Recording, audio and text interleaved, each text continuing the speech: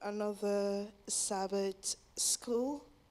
It's good to have you joining us another Sabbath, and we give Yahweh thanks for you.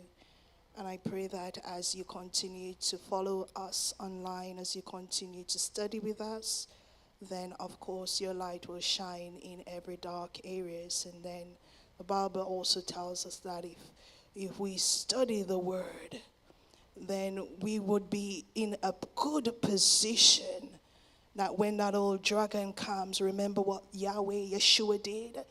He used the word. And so it's good to understand the word. Hallelujah. We're still on the topic, which day is the right day of worship or the correct day of worship. And last week we spoke about some of the reasons why individual would worship on other days rather than the day that was ordained or set apart, set aside for us to worship.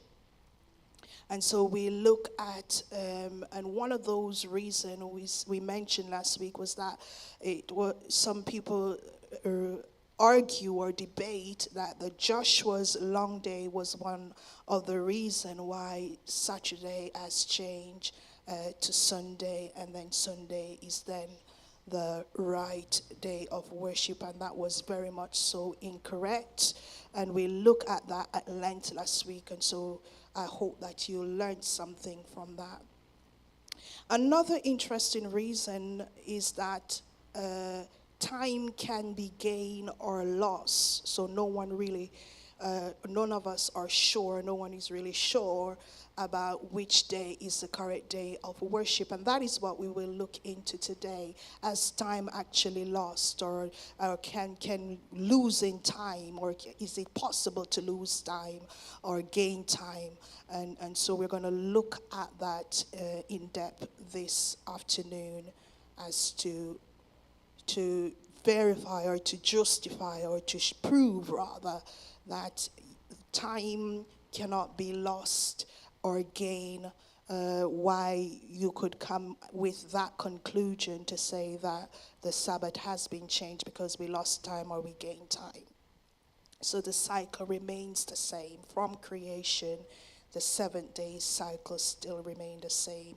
So because the earth is round, days are determined by the rotation of the planet on its axis. And so this rotation is measured in relation to the sun. It is the same with the Sabbath. So from sundown rather, at any given place on earth determines the beginning of the Sabbath. It doesn't matter where in the world you are, it's just from sunset to sunset. That's Sabbath. So whether you are in New York, whether you're in Paris, whether you're in Jamaica, it doesn't matter where you are at. From evening sunset until evening sunset, according to the word Leviticus 23:32, the beginning of any day is determined based on where someone is when the sun goes down. So yes, you're tuning to Yahweh's House of Worship and International Ministries, and this is our Sabbath school, and we are very grateful to have you with us this afternoon. So as I said, people in Japan would start the Sabbath before those in India, who would start it before people in Jerusalem, who would start it before us here in the UK, and who would also start it before those who are in Chicago, who will start it in at different times. It doesn't really matter where you're at. We still keep the Sabbath. It doesn't matter whether or not we start it at different time. It just depends on where you're at. But we all keep the same day. That's what matters.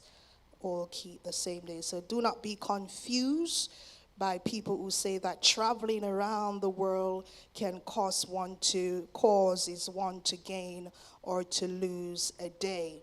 And even though it sounds like a very clever statement, it's not true. And so how are we going to prove it? If you start, for example, in London and you travel non-stop westward around the world, returning to London will arrive one full day behind anyone who never left London. As he traveled backward, if you decide to travel backward, you gain 24 hours. Is that possible? So if one person should even travel the other way around, and you go east rather than west, and you go across and you travel the whole world non-stop, and you return, it's still the same. But this is an ideal argument or idea that's out there that, one can lose time or one can gain time. And so therefore, nobody is correct. Nobody can be 100% sure that the Sabbath is the seventh day that Yahweh created and blessed and set apart. Yet this is how some people reason. If this was true, two separate people, one traveling non-stop eastward and the other traveling non-stop westward, would both arrive in London at the same time and yet be 2 days apart in time. If two people did this over and over, one would become younger while the other would be aging at a faster rate. So can you see what's happening here? We always try to have a debate or comes up with an argument to say this is the reason, but it just don't have any stance. There's no ground for these sort of debate or these arguments to stand on. There is slightly different but related point to be considered as well. It seems that there are never-ending ways that people devise to believe time can be lost. So what would have happened exactly for time to truly be lost in such a way that the whole world would lose it? Another way of asking this question is, what would it take today for over 6.5 billion people on earth to all lose track of time? What a question that is. We all know people who forget where they are, fall asleep or lose track of time when they are supposed to be somewhere or do something on a schedule. Perhaps this has happened to you several times. So it is admitted that individuals can certainly lose track of time. However, someone would have to be knocked out unconscious or fall into a coma to lose track of time, so that when they are woken, they are unable to know how much time has passed, or days has passed, or months, or even years. But they would merely ask how long they have been out. The answer is reoriented them. That would reoriented them, sorry. So let's carry this further. What would be necessary for all people on earth to lose track of time? And we're going to look at this. Simultaneously, everyone on earth for an extended period of time would have to be knocked out unconscious, fall asleep, or fall into coma. Presumably, if everyone then regained consciousness, there would be no one left to ask how much time had passed or remained when they became conscious. So you can see that from creation, there is a debate. And even today, there is still debate, even though the one true creator that created the universe and the Sabbath declared that it is the day of worship. But human beings, in their nature, will always or will forever be asking questions about the day of worship. So the true believer can prove that time has not been lost, because we kept the Sabbath. They always kept the Sabbath on the correct day. Just as the Jews, as I mentioned last week, they've been doing this for decades. Most theologians and religionists have long admitted that the true Sabbath of the Bible is the seventh day. So even though there are lots of debate out there, you will have some evidence this afternoon to see or to allow you to get that in your spirit, and you can go and research it for yourself or do a little bit more so that you can be truly convinced that definitely seventh-day Sabbath is the right day of worship. However, they will not obey it. So even though these theologians and religionists knew that the Saturday, which is the seventh day, that's the correct day, they still refuse to do so and worship on another day. And even though it's clear in the dictionary, rather than obeying that, they would still do as they please, or what their mind or what their thoughts are on the Sabbath. So Yahweh told ancient Israel, moreover, I also gave you my Sabbath to be a sign between me and them, that they might know that I am Yahweh that sanctify them. And this is it's a huge definition, rather, or declaration, let's put it that way, that Yahweh made, that he said the Sabbath is a sign. And we kept on saying that, and we reiterate it a couple of times, but it's necessary for us to understand that it is a sign between me, that's coming from Yahweh's own mouth. It said it identifies us as his people, as his followers. And so when we keep the Sabbath keeps us.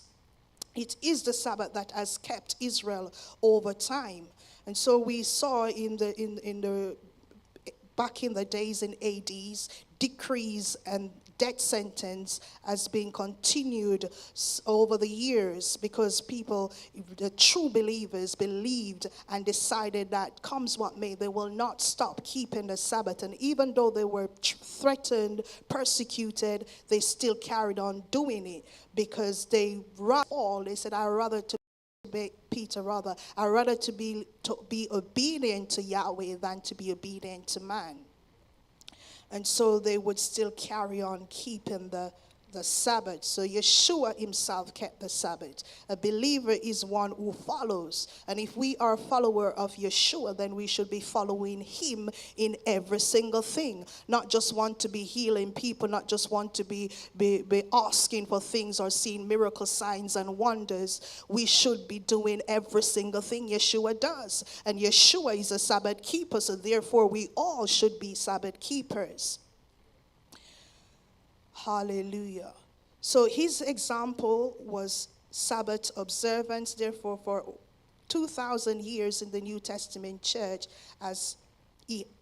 the New Testament church, rather, also kept the Sabbath. And we know that, you all know, rather, well, some of you might not know, but we are now in the book of Acts on total. And every time when we got to that place where the scripture would reference a Sabbath day, when Paul or even Yahshua would go into the synagogue, we would highlight that in total, just for our listeners to understand that we are now in the New Testament church. And in the New Testament, it's there clear as day, because a lot of us don't read the Old Testament, or we thought that, well, there's no need for us to read the Old Testament, and that's very wrong.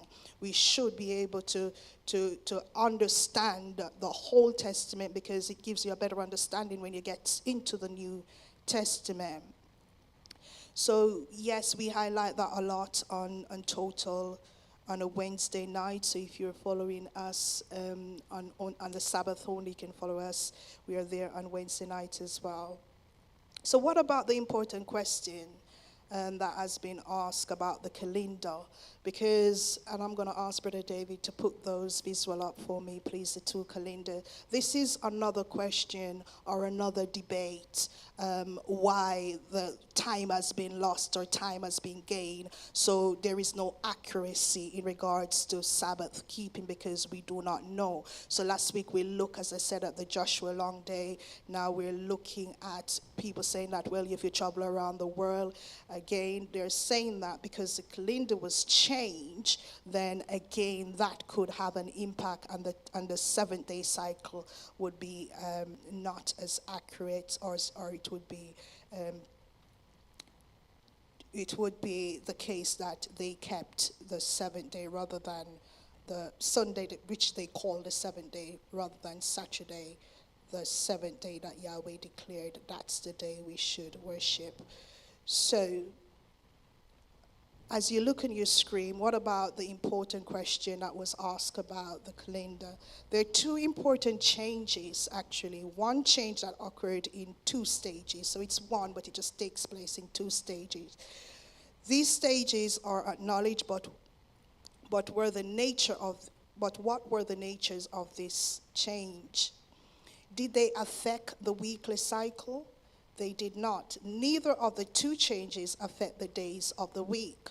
This has not kept people from saying that these changes broke the weekly cycle. This reasoning continued with the claim that this caused time to loss, and thus the certainty of when to observe the Sabbath day. So the first calendar that you're currently looking at now, or look to your right rather, that one is saying that, well, time has been lost. So because there was a change years ago on the calendar, so therefore time has been lost. And I honestly don't know why you would agree that because the calendar changed, then time has been lost. You know, when I read this, the Bible said Lucifer, when he was called Lucifer, Yahweh, he was perfect in all his ways. He has wisdom, pure wisdom. But do you know that when Yahweh gave you something, you don't really take it back? So he still has wisdom. But what happened to the wisdom that he had? That wisdom is now corrupt. So what we have is a corrupt wisdom. And so men will always try to do things, oh my God, because their wisdom are corrupted. And if you're not in tune in the spirit, or be alert in the spirit, you can see something that look good or appear good, but it's a deception. And we've seen that happen with the demon-possessed girl.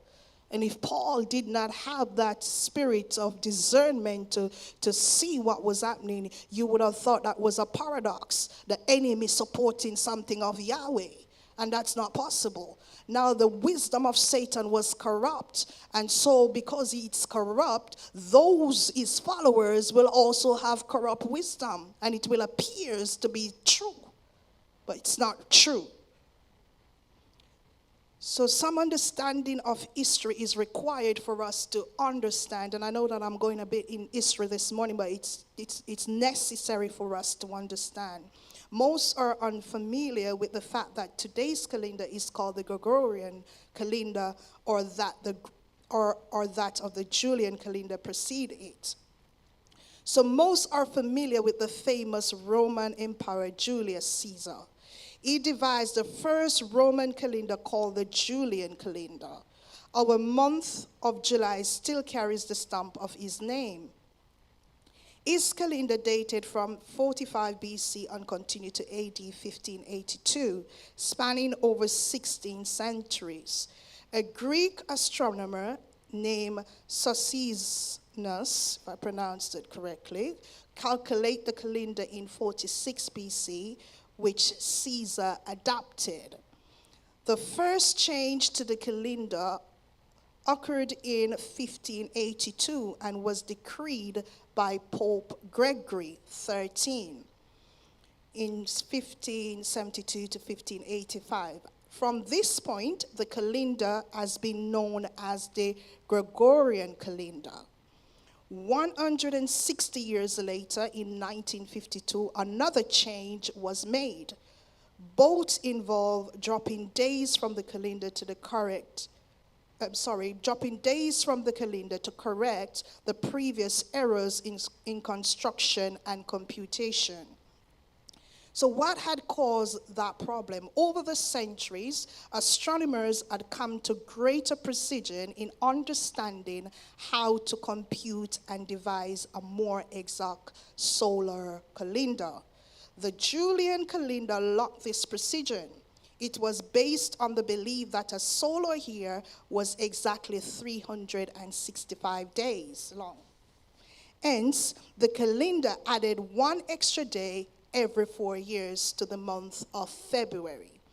Astronomers learned in time that the solar year was actually 12 minutes and 14 seconds shorter than previously believed. This caused the spring equinox to fall to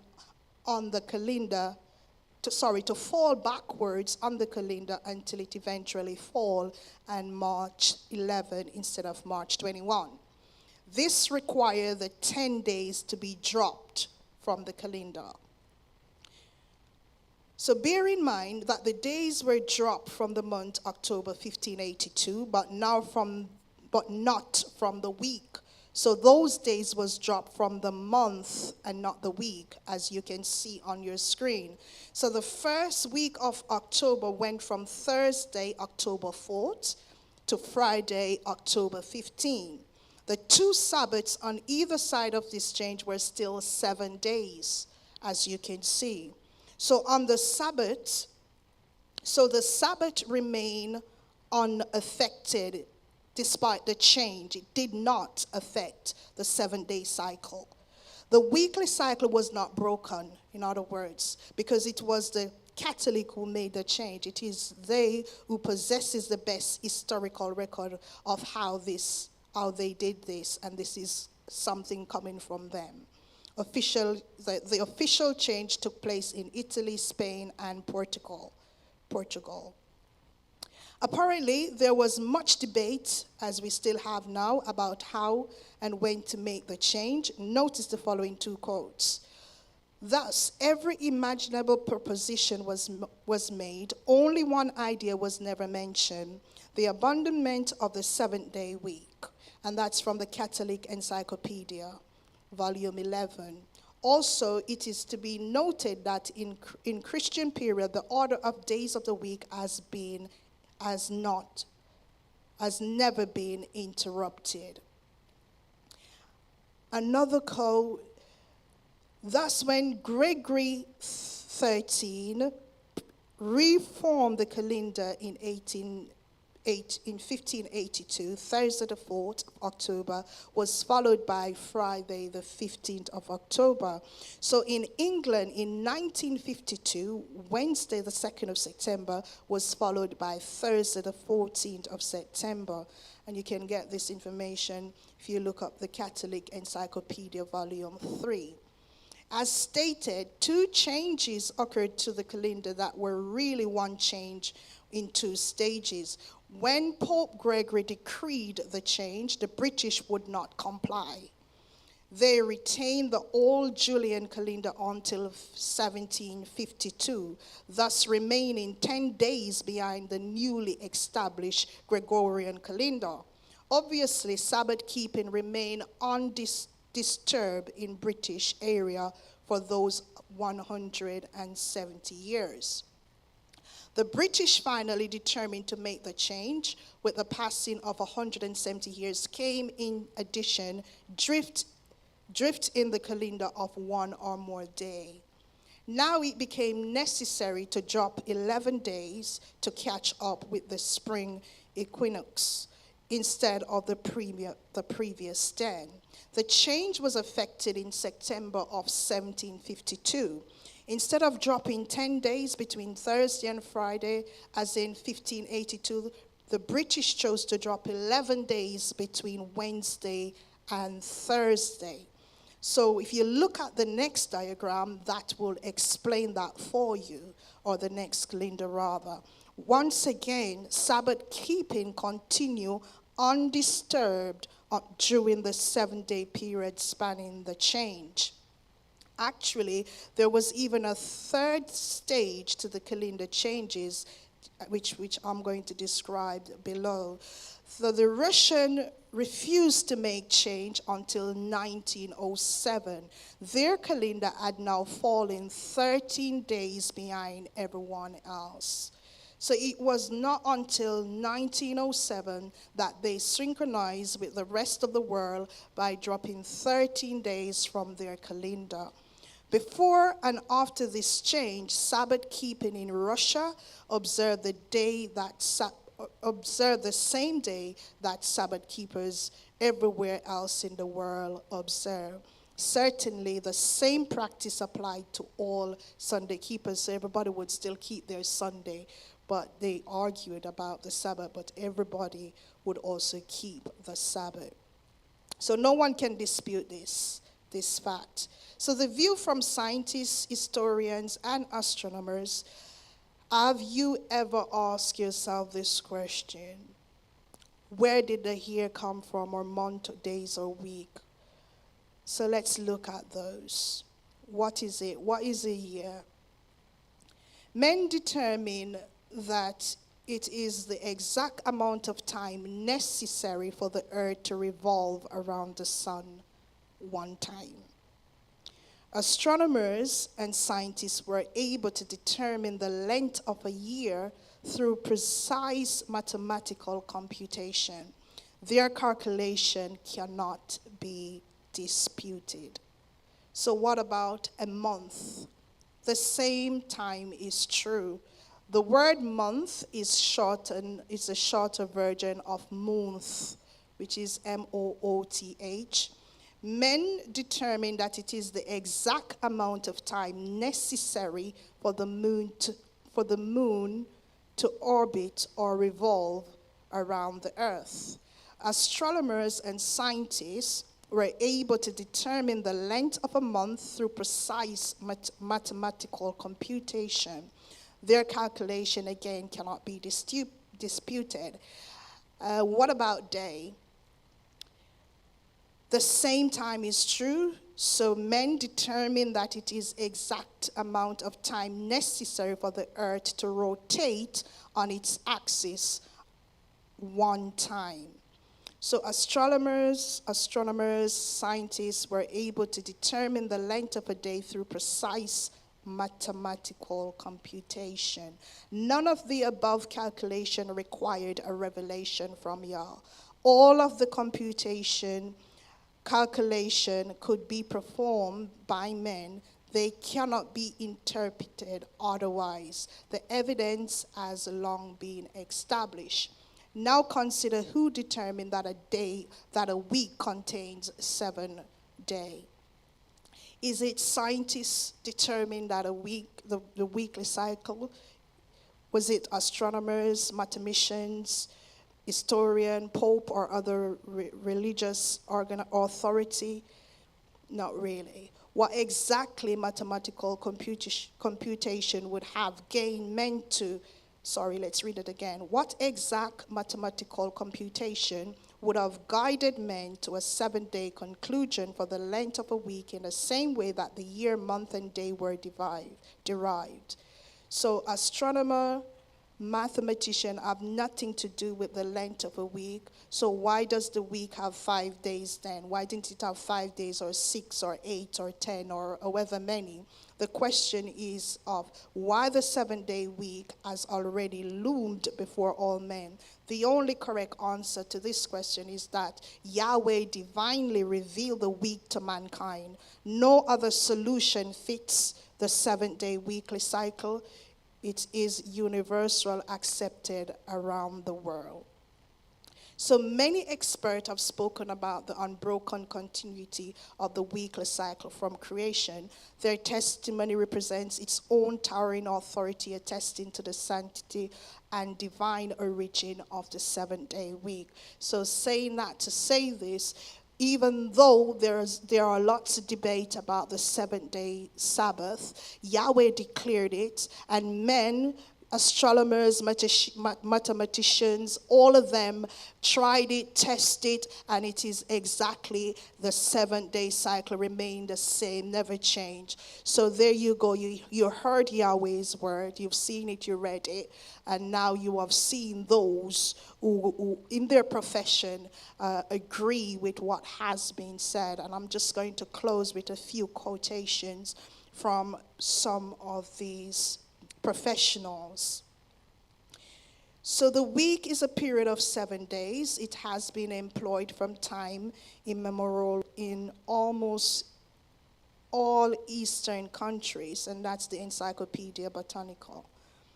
In 1920 and early 1930s, the League of Nations was considering altering the Gregorian calendar. Many ideas were considered and debated. In the League official report on the reform of calendar published at Geneva, August 17, 1962, are following statements which are noted by an astronomers.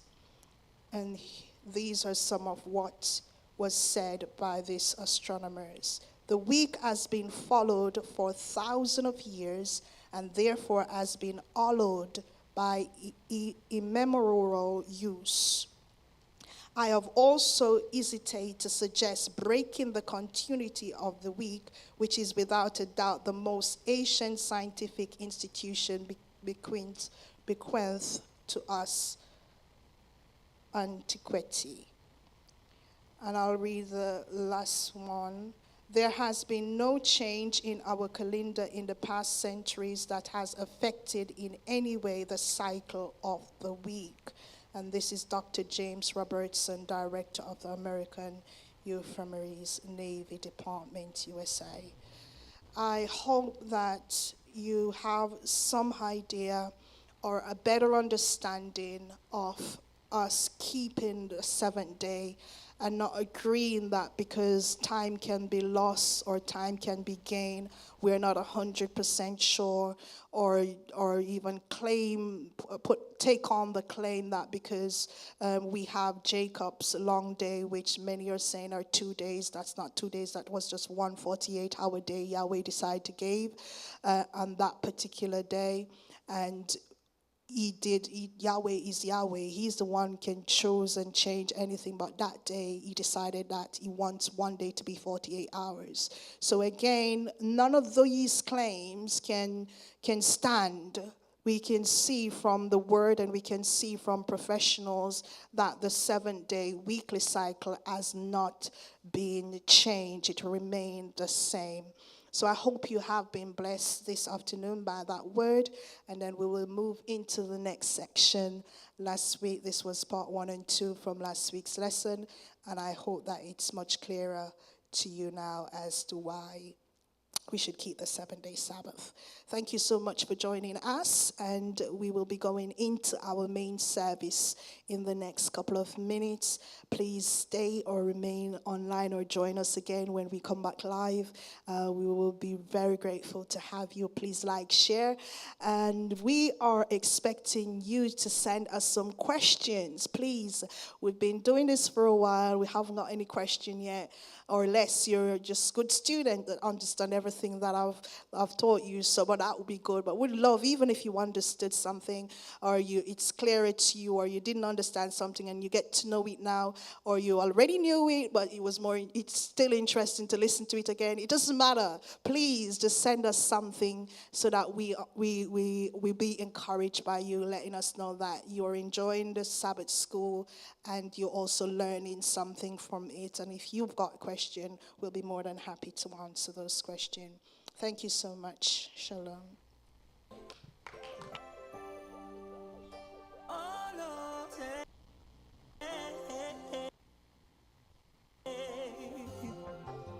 Daily as I live, often as I breathe, let my whole life be expressions of your grace. Daily as I live, often as I breathe, let my whole life be expressions